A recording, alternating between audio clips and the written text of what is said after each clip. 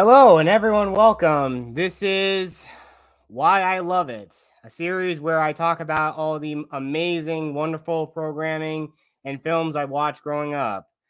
And of course, one of the amazing to start off this new series is, of course, since today is the anniversary of such, we are we actually are looking at Power Rangers, probably one of the more pivotal scenes of the film. Probably the best part. Hang on, let me rewind it a little bit. Just wanted to show that off for a second there. But yeah, one of the funniest things that happens. Watch this.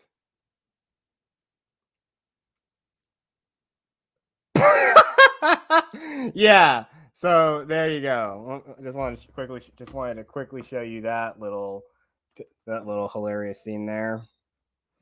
But overall, guys, I really do truly love that movie. I mean, it's just big nostalgia trip. It literally is, it really more or less is just an extended episode of the movie, just an extended episode of the show.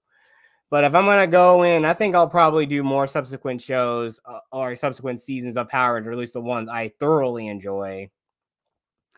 But overall, it is a good movie. But again, just to let everybody know, this movie came out in the mid '90s, so Mighty Morphin Power Rangers the movie is a 1995 film based off the popular TV show of the same name, and now it's just hitting the big screen. But compared to its sequel, Mighty Morphin or Power Turbo Power Ranger movie, the Mighty Morphin Power Ranger movie is not canon to the show. In fact, it was actually filmed in tandem with the third season of MMPR. And of course, this is also one of the first movies to ever be shot in Australia before The Matrix would also do it again almost nearly 4 years later. So you really can thank that movie for influencing other films in a small way. But it still is. So obviously, it follows our titular Power Rangers doing the greatest thing that probably sure every kid who probably saw in the '90s wishes they could do is a charity skydive to save an observatory. I mean, minus the whole charity part, but yeah. Even then, I think Linkara kind of like gave them crap for how the heck are they able to organize all these crazy charities and do all the most extreme stuff ever for charity. I mean, I know you have charity bake sales, but not for the Power Rangers. You have them do dirt bike racing in season 2, and of course, here in the movie, you have them skydiving to save this observatory in town, apparently. But the thing is, the Sydney revolving restaurant is apparently the old observatory. But if it's right in the middle of the city, then what are they really gonna tear? They're really gonna tear a big pivotal part of the skyline down or something? It just doesn't make a lot of sense. But other than that, they do what they do. They get down, and of course they're met by a kid, apparently a kid they apparently know named Fred. I'm not making that kind of joke. I swear I'm not going to. But if anyone was watching the comments or basically see it later, feel free to. Fred's there with his dad, and of course, we already know inside the plane before they jumped, of course, Bulk and Skull tagged along, and of course, they're being their goofy selves as usual. And right after that whole thing with the skydiving, they go right to rollerblading through the city, and of course, again, product classic '90s radicalness. And of course, they decide to go to the construction site, which also conveniently Bulk and Skull themselves are also landing in. And of course, they have to pull the idea of, oh, we work for the Angel Grove building inspector's office. Yeah, the building should be right over there. Stuff like that. It's too good. Classic Bulk and Skull thing that, they would easily try to get themselves out of. But again, right as soon as after that happens, we already get into the plot. We get into the deeper plot is that construction workers found the ancient chamber of Ivan Ooze. And of course they don't know what it is. So the first thing they do when they find out what it is, when they see what it is, they just find out, oh, why don't we get a crane in here and let's open it up and see what's inside. Uh, hey, guys, listen. Here's a bright idea. Why don't we call the city and just have them investigate? I mean, we basically stumbled upon an ancient burial site of some kind. Nah, let's just open it up. And which they do, and of course, one of the construction workers touches it and he gets zapped. And it's kind of left ambiguous. We don't really know if the guy is just knocked out or he's just in shock or he's dead. We don't really know. So that's about it. And that's kind of how it's really been going at first. And of course, the Rangers about to go to Ernie's, and of course they get called by Alpha and Zordon, and he tells them the exposition of that Ivan Ooze is an ancient morphological being. 6,000 years ago, he tried to take over the world with a powerful army, and tried to use two powerful twin machines known as the Ectomorphic and Titans, capable of enslaving the entire universe. So, of course, Rangers get sent out to go find the chamber. But while that happens, Rita and Zed show up. And, of course, one along with Goldar, and one other character that's only exclusive character in the movie. And he really doesn't really add much. He's just kind of there in the background. I even forgot what his name was. He's just some warthog-looking dude. But you might as well just call him Pudgy Pig for crying out loud. But yeah, they open it up. Ivan is released, and he obviously has a vendetta against Zordon. So of course, Zed tasks him to go kill Zordon, and he says, and of course, Ivan is gleeful and ready to do so. The Rangers show up. The Rangers find the chamber opened up, and they think, he's out. What are we gonna do? And then suddenly they're jumped by one of the security guards. And ironically enough, I think he looks like he's played by Hugo Weaving. Ironically, that probably might have been his first on-screen appearance, maybe, or really probably his first film role before he also killed it as Agent Smith in The Matrix. I don't know. I mean, that guy looks a lot. I mean, the security guard looks a hell of a lot like Hugo Weaving. I'm just not sure. But hey, if it is true, then hey, it's a big first there. So yeah, Ivan reveals himself to the Rangers, and of course immediately Paul Freeman is immediately just livening it up, like is really just hamming up his performance immediately with a classic, "Ooh, where's my autograph book?" line. And oh man, it's really great. But ironically enough, one thing I did not know until like maybe a few months ago is that Paul Freeman is the same actor who played Renee Belloc in Raiders of the Lost Ark. I had no idea that was him. Again, the more you know. But yeah, laissez-faire with everything that goes on. Typical stuff we see. Ivan summons his ooze minions to fight the Rangers. They kick him off, and it goes straight into a fight scene that is done with that amazing song by Devo. And of course, begin the one thing we all know that the show is known for, and we see it in excess in the movie, is puns everywhere you look. I mean, I think out of all that fight scene, I think probably Adam had the most ones. Kick the can, let me get the door, just like that. And of course, once they get beaten back, the monsters are too strong for them, so they decide, let's morph. It's morphin' time. And of course, the morphing sequence is pretty, basic. Because I mean, in the earlier Ranger seasons in the show, it was just basic. It was just showing them with the background. In the movie, it just has like the coin pop out in front of them, and they're morphed.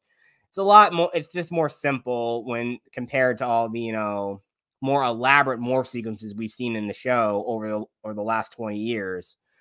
I know it's not really the best, but I mean, again, I don't think you could really do something that elaborate with the budget they were going on. I mean, it's bigger. It's a bigger budget than what they had for the show. And I mean, again, like I said, this was shot in tandem with Mighty Morphin season 3. So the actors had to not only film the movie, but they also had to film the show as well. So it must have been grueling for them. And I know, again, the show was more unionized, so all that other stuff, not getting into that. So yeah, but because they were taking so long to morph, that the officers were sitting there like, wait, why is it taking them? Why is it taking so long to morph? Let's get out of here. Let's get out of here and spring a trap for them. In which they do is like, yeah, they meet, because again, it makes you wonder. I know they have made some meta jokes about the Rangers taking too long to morph in the show, but come on, I mean, seriously, I know it's sort of a bit of a meta thing, but come on, I mean, like, it's like, yeah, let's just bold. Like, it just makes you wonder. It'd be even funnier if it just cut to one of the villains just looking at their watch saying, could you guys morph any slower? So yeah, but also, since Ivan escapes, he goes straight to the command center, and pretty much this is another pretty crazy scene that he always does. Like, and it really kind of makes you wonder: did Ivan have some perception of the world while he was trapped in there for 6,000 years? I mean, he mentions the Black Plague, the Spanish Inquisition, and of course, the weirdest one of all, the Brady Bunch reunion. Like seriously, did he have cable inside that thing? It doesn't make a lot of sense. But just again, you don't really question this. I mean, but again, this is a kid's movie, so you gotta really just go into it just with, like, just rose tinted glass, or just suspension of disbelief, all that other crap. But of course, Ivan goes around berating Zordon, saying, I'm pissed that you basically locked me up there for all that time. So now it's time to pay the piper. And of course, he blows the shit out of the command center. And then of course he leaves. But immediately once he gets in there, Alpha tries to fight him, but of course he gets zapped. So again, kind of the whole thing that Alpha doesn't really try to help as much, even though he's not much of a fighter. But Rangers get back. They obviously morph and go and start crabbing around, or fighting all the ooze monsters. And I think for a time they kind of show off a little attitude. You think that we would have in the show, but they don't really show it. Like, the idea he has of course, like Rocky has a scanner thing. Aisha has headlights on her helmet, and just they scan around trying to look for them, and of course they spring the trap. But of course the Rangers probably kick all their asses, and still making a whole bunch of cartoony sounds and whatnot, because again, this was made for kids in the 90s. But again, I never really saw this movie because I was barely a year old when it first came out in theaters. I didn't see it until it was out on home video. Back when the glorious days of Blockbuster Video were still a thing. But other than that, we still move on. The Rangers find out that their powers are like dissolving, and they demorph. They get back to the command center, which obviously must have been a very, very long walk, because considering it's all the way out in the middle of the desert. So I don't know, just another suspension of disbelief there. Rangers find out Zordon is critically injured and outside his time warp, but they say that there is a power on the distant planet of Phaedos that can save him. Rangers are sent off, and Ivan gleefully goes back to Zed's palace on the moon. And immediately Rita and Zed are pissed at him for letting the Rangers run free. And of course, he also goes with the other line of, I think we need to have a new Lita. Right before, while Rita's berating him, he basically just throws a ooze wall at her to shut her up. And of course, we all know Zed's funny line of, finally somebody shut that chick up. But yeah, he then immediately goes into, yeah, I'm taking over now. The boogeyman is taking over. And of course this shows up. And of course, I already know the bots are already here. Seriously, just like, okay, just gotta keep continuing. But they obviously, since Zed ain't having somebody usurp him, basically I've a response by putting them in a dang snow globe. All right, it's Tim. How's it hanging?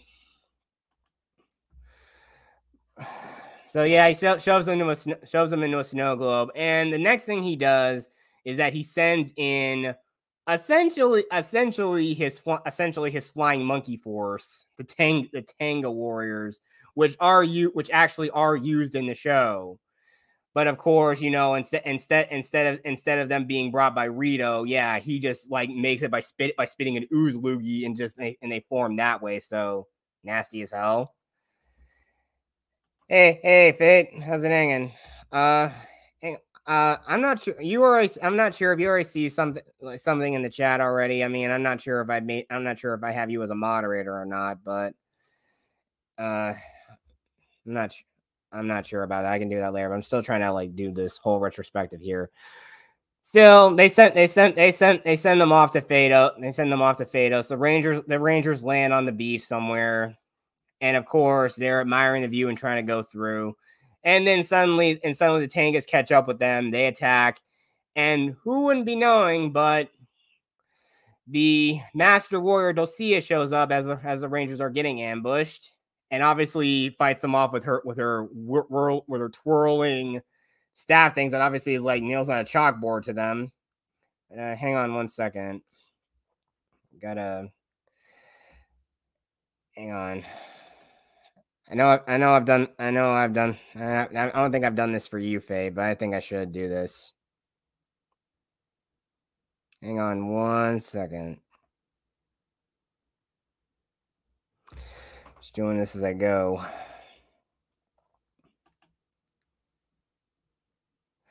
Okay. Just trying to find my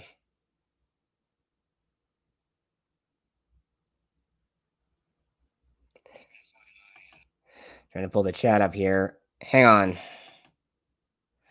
Okay. Let me see if I can pull you up here. Oh, hey, Shell. How are you?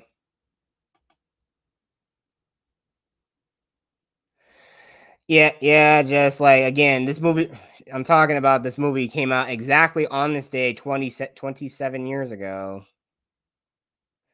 Hang on one second, Fate. If I can get you down here. Okay. Okay, Fate, you are now a mod on my channel. If you see what's going on in the chat, just please remove those comments if you can, because bots are just not worth anyone's time at all. But back to it. They'll see a scares them off, and of course, the Rangers thank her, but she believes that they're just intruders. But once they mention Zordon, she now has to help him, and also informs them that Ivan Ooze is back, and she takes them to the ancient temple of the Ninjetti, which again, this movie does take a lot of beats that actually is the same exact stuff we do see in the show, but instead of Ninjor giving them the ninja powers, it's Dulcia. And of course, we already get that one line of, Adam, what's wrong? I'm a frog. Yeah, it's like the one you kiss and get a handsome prince. Yeah, it's always that funny. I think I know, like, Johnny Young Bosch. I'm not sure if Johnny Young Bosch has like talked about that scene or not, but I probably bet it probably is one of the more funnier things.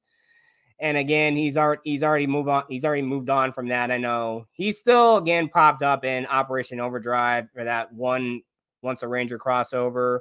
And of course, if you know him, he's been prolific in anime, where he's done voices in Bleach, and he also voiced Kaneda in the 2001 dub of Akira. So you can really say he's done a little. He's been pretty active in terms of filmmaking, just though not in like any live action roles. But the Rangers obviously are trying to fight it. But while that's happening on Earth, Ivan is formulating his plan. As he talked about that scene. What scene, Storm Eagle?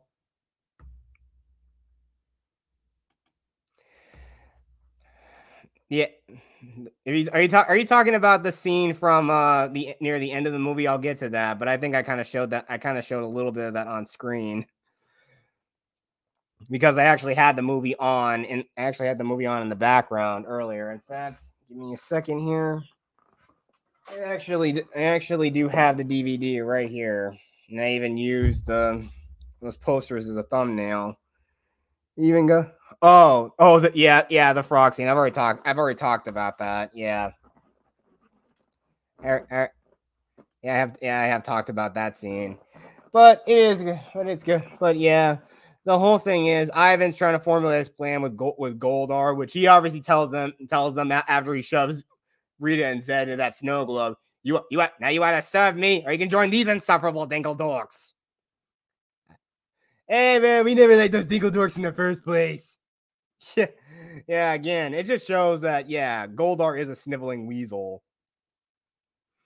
But still, it's kind of ironic that when we go to the Boom comics, I can't believe that Goldar actually had a brother, Silverback. But yeah, when you don't want to serve Lord Zed, that's kind of a death sentence for you there. Rest in peace. Press F for Silverback. Oh yeah, Blu-ray copy. Where he goes into it. Okay, yeah. Yeah, but going back there, they formulate the plan. He thinks, well, taking for the world is one thing. Finding good help to run it for you, that's the killer. You want to make a few calls? No need. I'm going to recruit the parents of Angel Grove. So he actually uses his ooze and uses it to hypnotize the parents and get them to dig up the ectomorphicons. And and of course, I think Fred is a little starts getting suspicious of it when all the parents start disappearing, and he finds his own dad at the construction site. But of course, he realizes he's in a trance, and of course, all the kids know that, hey, no parents, let's party. And he gets them to dig up the Morphicons and construct them, and of course, we already know he's gonna send them to go out and destroy Angel Grove. And while that's happening, all the kids are gonna have a nice little party while all that shit is happening. I'm not sure if you guys noticed that there are two giant monsters destroying the city. Don't you think you kids are saying they're partying? Just, I mean, come on. I know kids can be dumb sometimes, but seriously, guys, would you still want to party if it's right in the middle of a freaking earthquake? No, you wouldn't. You probably crap your pants and run for cover. Again. But still, you see all the kids just making smoothies and stuff with all the ooze and weird stuff. And of course, like Fred tells them, "Hey guys, Ivan Ooze is taking over the world, and he's using all of us, and he's got our parents." And of course, some of the kids say they don't believe him. But of course, their big plan is basically just go down the construction site and use the monorail to get there, which conveniently probably goes all the way to that construction site. So again, mass convenience right there for the kids. But the Rangers recover their powers. They fight a bunch of rock monsters, and of course, have all the usual puns like elevator going up, elevator going down. Talk about splitting headache. And of course, the corkscrew kick. And once that goes on, of course, Rangers get back to Earth, summon their Zords, fight back, and of course, they beat the They beat the Scorpitron. But now the Hornitar is left, and of course Ivan gets pissed. Ivan gets really pissed off, and he actually merges with it, and he becomes bigger, and he even takes the damn observatory and rips it off its foundation, and uses it as a weapon. Like, again, it really kind of shows how weird the scaling size of what these monsters are like. I mean, I know in the show they're supposed to appear like they basically tower over the city.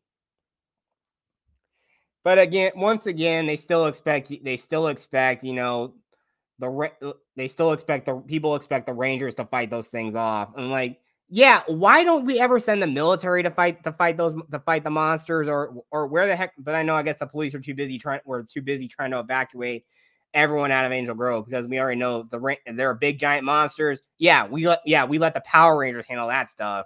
That's way too. They don't pay me enough to deal with that crap. So that's the whole thing. Kids get down to the construction site trying to save their parents. And of course, like, the one thing they think that's going to wake them up is using a massive water cannon to do it. But again, we already know the Rangers are going to have to stop Ivan to do that. But of course, like I showed earlier, the Rangers beat him with Deus Ex Machina via an emergency knee him in the balls button. And that's it sends him colliding into the comet, which was mentioned at the beginning of the movie. And that's how they beat Ivan. Again, I mean, you would never see the Rangers go straight for a monster's nards, right? Like, not until like Samurai. They do it with one of them, I think.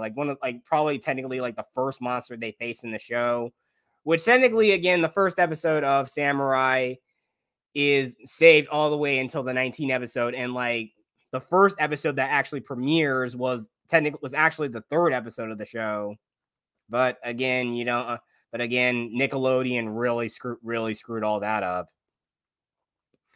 But now I think somewhat it's free now, a little bit now, but we don't know what the future of the franchise of Power Rangers is in question now, because Netflix's stock is tanking a bit, and we already know the second half of Dino Fury Season 2 is coming this fall. So that's about it. But overall, the movie is good, and again, it's a product of the 90s, and the Ectomorphicon Titans, yeah, they don't look very good. I mean, these effects in the 90s did not age well. And mind you, this movie came out roughly about nearly 3 months before the first PlayStation did. So again, but you could say the effects look pretty good for an early PS1 title. But other than that, yeah, the effects don't really hold up well. But again, it's a movie of the 90s. But again, it's another cornerstone of a franchise that I love to death. And I'm still gonna keep loving it. And hell, if I have kids at some point in the future myself, I'm really gonna show this movie to them, and I'm gonna show them all the series.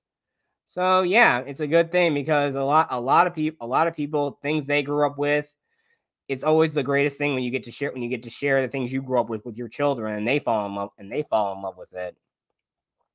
So I'd say that's the perfect way to parent your child. That's the perfect way to parent your child. Share with them things that you grew up with. And that's mainly what this series is about. Me talking about all the things I loved growing up and loved watching.